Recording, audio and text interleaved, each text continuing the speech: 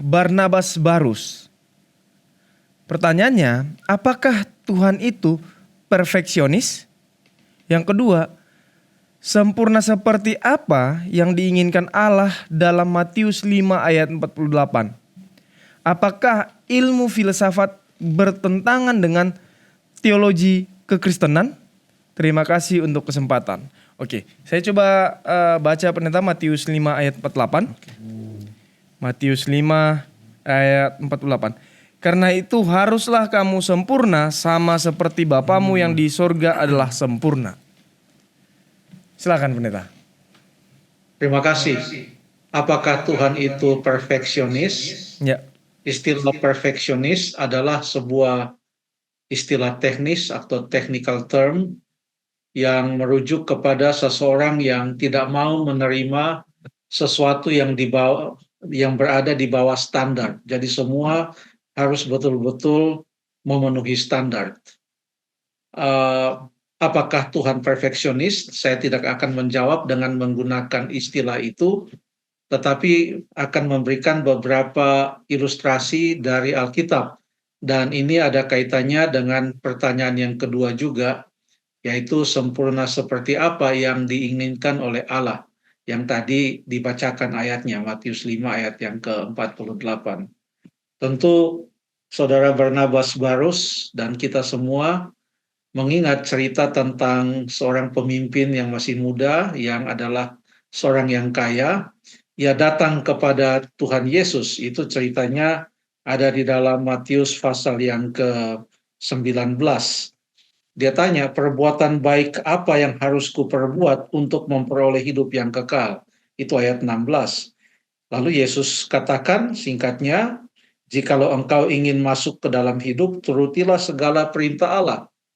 Lalu dia tanya, perintah yang mana? Lalu Yesus merujuk kepada Keluaran pasal yang ke-20, di mana terdapat 10 perintah Allah. Yesus mengutip beberapa dari 10 perintah Allah itu. Lalu kemudian ayat 20, orang muda itu berkata kepada Yesus, semuanya itu telah kuturuti, apalagi yang masih kurang? Dia bilang, saya sudah lengkap semua, apa yang masih kurang? Dia pikir tidak ada lagi yang kurang. Lalu Yesus katakan, jikalau engkau hendak sempurna, pergilah jualah segala milikmu dan berikanlah itu kepada orang miskin. Maka engkau akan beroleh harta di sorga, kemudian datanglah kemari dan ikutlah aku. Jadi yang untuk orang muda itu dia sudah sempurna menurut dia, tapi Tuhan Yesus katakan kalau mau sempurna, praktekkan apa yang sudah kau tahu itu. Karena ia mengetahui betul apa artinya mengasihi sesama manusia. Tapi dia tidak tahu atau dia tidak menyadari bahwa memberi kepada sesama manusia, berbagi berkat dengan sesama manusia adalah merupakan pengejawantahan atau perwujudan dari mengasihi sesama manusia. Jadi Tuhan Yesus mengatakan kalau engkau ingin sempurna, maka praktekkanlah apa yang sudah engkau ketahui itu dengan kasih yang ada dalam dirimu. Jadi bagi orang muda ini, seorang Yahudi, dia pikir dengan menuruti pokoknya tidak membunuh, pokoknya tidak mencuri, pokoknya tidak berzina, pokoknya menghormati orang tua, sudah itu cukup. Tetapi ada aspek-aspek lain yang terkait atau yang berada di bawah prinsip-prinsip 10 hukum itu. Contohnya yaitu berbagi dengan orang lain, mengasihi sesama manusia. Jadi Tuhan Yesus menekankan di sini yang namanya sempurna itu bukan hanya secara letterlek atau secara harafiah, pokoknya mengikuti semua yang ada di dalam 10 perintah Allah itu, tetapi kehilangan spirit atau kehilangan nilai atau kehilangan wujud yang praktis dari mengasihi Allah lalu kemudian mengasihi sesama manusia. Jadi Yesus makanya di dalam ayat tadi Matius pasal yang ke-5, Yesus sebenarnya sudah mulai dari Matius pasal yang ke-5 ayat yang ke-3, dia berbicara tentang ucapan-ucapan bahagia. Lalu waktu Yesus masuk kepada pembicaraan atau pengajarannya tentang hukum Taurat, Yesus berkata di dalam ayat yang ke-20, Yesus katakan sebagai berikut, "Maka aku berkata kepadamu, jika hidup keagamaanmu tidak lebih benar dari hidup keagamaan ahli-ahli Taurat dan orang-orang Farisi, sesungguhnya kamu tidak akan masuk ke dalam kerajaan sorga." Di sini Yesus katakan ini ada standar, yaitu kehidupan keagamaan orang-orang Farisi dan ahli-ahli Taurat. Tapi ini bukan standarku, Yesus katakan. Engkau harus bisa melebihi standar orang Farisi dan ahli-ahli Taurat, baru bisa masuk ke dalam kerajaan sorga. Nah, lalu Yesus terangkan. Yang Yesus terangkan selanjutnya adalah bahwa ternyata orang-orang Farisi dan ahli-ahli Taurat itu, mereka hanya mengikuti 10 perintah Allah itu secara harafiah. Pokoknya mereka tidak berzina, contohnya ayat yang ke-27, yang penting mereka tidak mengambil istri orang. Tapi Yesus katakan ini bukan hanya masalah mengambil istri orang atau merebut suami orang. Ini tentang keinginan untuk bersama-sama dengan orang tersebut. Apa yang ada di dalam hati. Yesus tidak hanya menekankan apa yang kita lakukan yang dapat dilihat dengan mata kita, yaitu apa yang dilakukan oleh tubuh kita, oleh tangan kita. Tapi Yesus membaca hati.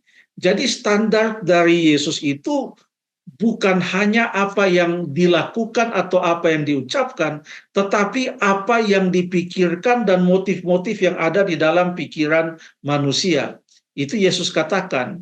Kalau Yesus katakan, kalau engkau menuruti 10 perintah Tuhan ini dengan sungguh luar biasa seperti yang dilakukan oleh orang Farisi dan ahli Taurat, itu belum. Kalau engkau tidak mengasihi Allah, kalau engkau tidak mengasihi sesama manusia.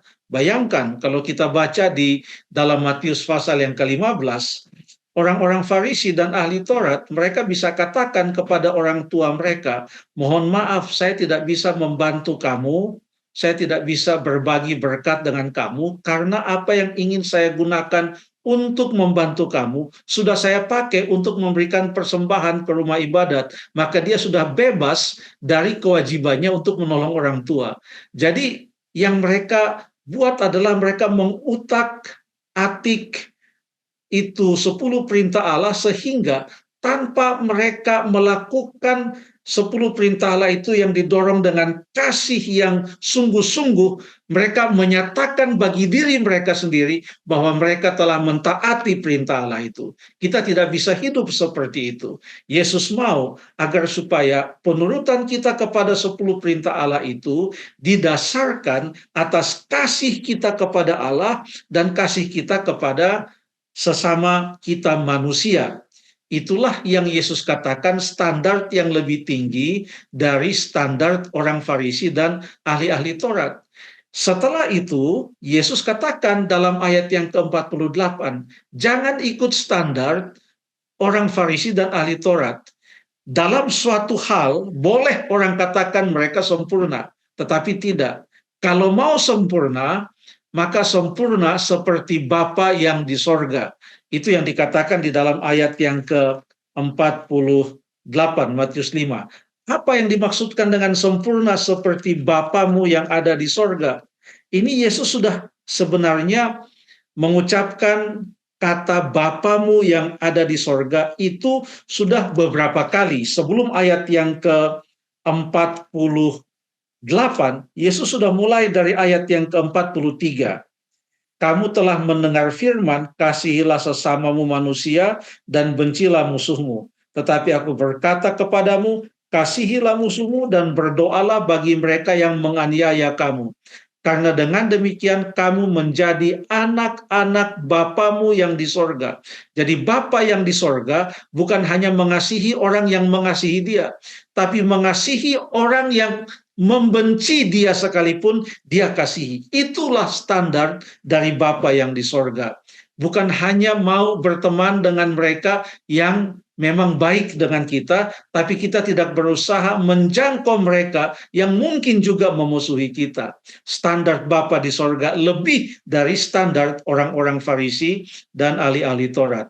Lalu kemudian di dalam ayat yang ke-45, karena dengan demikian kamu menjadi anak-anak Bapamu yang di sorga, yang menerbitkan matahari bagi orang jahat dan yang baik, dan menurunkan hujan bagi orang benar dan tidak benar. Ayat 46, apabila kamu mengasihi orang yang mengasihi kamu, apakah upahmu? Bukankah pemungut cukai juga berbuat demikian? Jadi Yesus katakan, kalau mau ikut standar orang Farisi, cukup mengasihi orang yang mengasihi kamu. Tapi kalau mau ikut standar Bapa yang di sorga, kasihilah mereka yang juga membenci kamu atau tidak mengasihi kamu. Tetapi jangan kita salah mengerti tentang tabiat Bapa.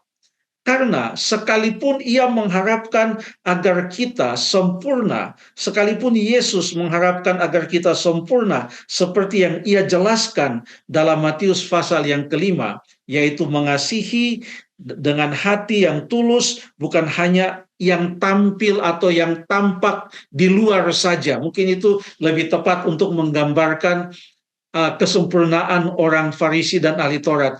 Yang penting tampak luarnya, hatinya penuh dengan tulang belulang. Yesus gambarkan dalam Matius 23, mereka seperti kubur yang putih, di luarnya bersih, tapi hatinya penuh dengan tulang belulang. Bukan seperti itu. Tapi jangan kita salah paham dengan mengatakan bahwa karena Bapa di sorga itu sempurna, maka dia mengharapkan bahwa kita harus sempurna baru kita bisa menjadi anak-anaknya. Jangan sampai kita mengerti atau jangan sampai kita salah paham dengan mengatakan bahwa kalau kita ada kekurangan, kalau kita masih berdosa, kalau kita masih pernah jatuh ke dalam dosa, kita tidak akan menjadi anak dari Bapa di sorga. Tidak akan disebut sebagai anak-anak Allah, anak-anak Bapa di sorga. Mengapa demikian? Coba kita lihat orang-orang yang dipanggil oleh Tuhan untuk menjadi pelayan-pelayannya. Musa contohnya. Apakah Musa itu sempurna? Wah, waktu dia dipanggil, dia katakan, aduh saya tidak bisa begini, saya tidak bisa begitu.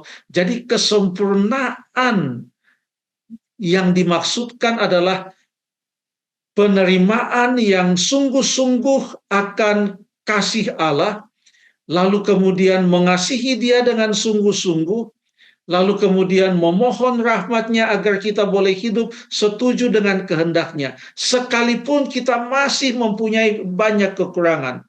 Contohnya, kita baca dalam Roma pasal yang ke-5, ayat yang ke-6 sampai ayat yang ke-8. Boleh tolong Jeffrey bacakan ayat ini? Roma pasal yang ke-5, ayat yang ke-6 sampai ayat yang ke-8. Silakan. Roma 5 ayat ke-6. Karena waktu kita masih lemah, Kristus telah mati untuk kita, orang-orang durhaka, pada waktu yang ditentukan oleh Allah. Sebab tidak mudah seorang mau mati untuk orang yang benar, tetapi mungkin untuk orang yang baik ada orang yang berani mati. Akan tetapi Allah menunjukkan kasih-Nya kepada kita, oleh karena Kristus telah mati untuk kita ketika kita masih berdosa. Masih berdosa. Terima kasih. Dan Alkitab katakan karena begitu besar kasih Allah akan dunia ini sehingga ia mengaruniakan anaknya yang tunggal. Yesus Kristus mati bagi kita bukan karena kita benar. Dia mati bagi kita bukan karena kita baik. Mungkin di dunia ini ada yang mau mati untuk orang baik.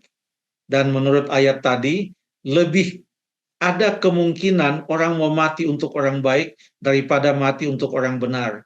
Sekalipun itu orang benar, tapi kalau orang itu tidak pernah memberikan kepada dia, tidak pernah berkorban dan lain sebagainya, sekalipun orang itu dilihat sebagai orang benar, belum tentu ada yang mau berkorban untuk orang tersebut, mati untuk orang itu.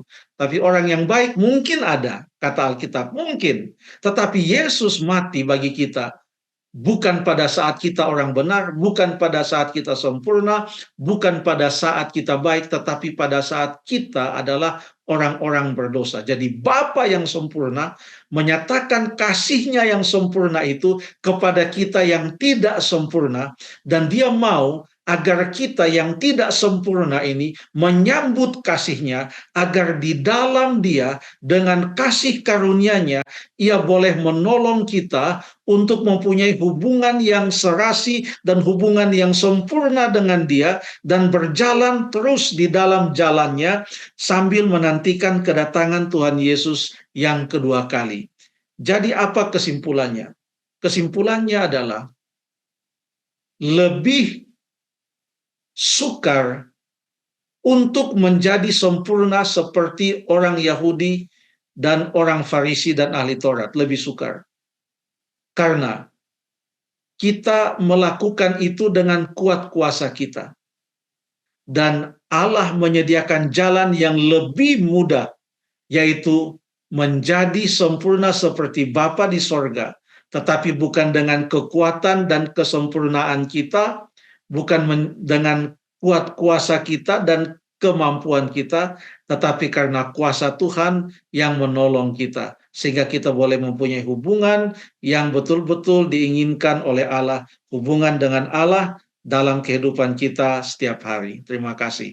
Ada pertanyaan yang ketiga tadi ya? Iya, itu dia pendeta. Sudah kepanjangan ini. Oke. Ah, Kalau tidak pertanyaan salah yang itu ketiga. tentang ilmu filsafat, apa bertentangan dengan teologi. Betul. Ya. Filsafat pada dasarnya adalah merupakan dasar pengetahuan untuk mempelajari tentang nilai-nilai, mengenai konsep-konsep tentang manusia, tentang sikap-sikap, tentang pandangan-pandangan, dan lain sebagainya. Itu adalah filsafat. Tidak ada yang salah dengan filsafat. Contohnya kalau kita baca Kolose pasal yang kedua ayat yang ke-8, apa yang dikatakan dalam Kolose 2 ayat yang ke-8? Silakan, Stephen atau Kolose 2 ayatnya yang ke-8. Ya. Hati-hatilah supaya jangan ada yang menawan kamu dengan filsafatnya yang kosong dan palsu, menurut ajaran turun-temurun dan roh-roh dunia, tetapi tidak menurut Kristus. Terima kasih. Di sini ada filsafatnya yang kosong dan palsu. Ada filsafat yang kosong dan filsafat yang palsu. Dan dikatakan waspada terhadap mereka yang menawan kamu dengan filsafatnya yang kosong dan palsu menurut ajaran turun-temurun dan roh-roh dunia, tetapi tidak menurut Kristus. Jadi kalau ada filsafat yang didasarkan atas ajaran-ajaran Kristus, contohnya tentang filsafat pendidikan berdasarkan Alkitab. Apa itu falsafah atau filsafat pendidikan berdasarkan Alkitab? Filsafat tentang keadaan manusia, tentang pikiran manusia, atau tentang keadaan atau the nature of man. Apa filsafatnya? Semua harus didasarkan atas Alkitab. Jadi kita tidak alergi dengan kata filsafat. Tidak ada yang salah dengan kata filsafat. Yang salah adalah kalau filsafat itu didasarkan atas ajaran-ajaran manusia yang tidak menurut Kristus. Ajaran itu tidak berdasarkan firman Tuhan. Itu yang salah. Terima kasih.